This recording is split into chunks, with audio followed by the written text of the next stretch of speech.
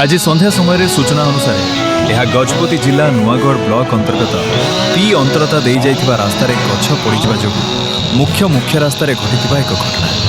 प्रबल वर्षा और पवन जोगु एक विराट गछ रास्ता उपरे पड़िजिबा फलरे यातायात संपूर्ण बाधाप्राप्त होइतिला। सूचना पाइबा परे नुआगढ़ अग्निशम बार कर्मचारी माने तुरंत घटनास्थल में पहुंची सेमाने आधुनिक मेसिन साहाय्य गछ को काटी रास्तारू हटाइबा पई शीघ्र कार्य करुछंती, जहा फଳରେ गाड़ी मोटर चलाचल पुणी स्वाभाविक हो पारिब। गछ पड़िबा कारणरू रास्तार उभय पार्श्वर गाड़ीगुड़िक अटकी रही।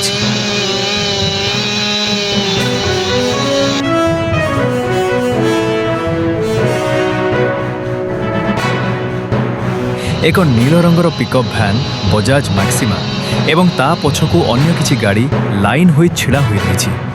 गाड़ी रे जाउथिबा यात्री एवं स्थानीय लोक माने रास्ता केतेबेले सफा हेबो सेथिपाई अपेक्षा करिसंती। किछि लोक चाली चाली गछ कटा हेउथिबा स्थान को जाउछंती। अग्निशम बाहिनी व्यवहार करुथिबा चेनसॉ मेसिन रो प्रबल शब्द सुनिबा को मिलुछि, जहा सूचाउछि जे सेथारे काम खूब जोर सोर रे चलिछि। रास्तार दुई पार्श्वरे घंच गछलता रहिछि। यह एक पहाड़िया और जंगलिया रास्ता अंचल।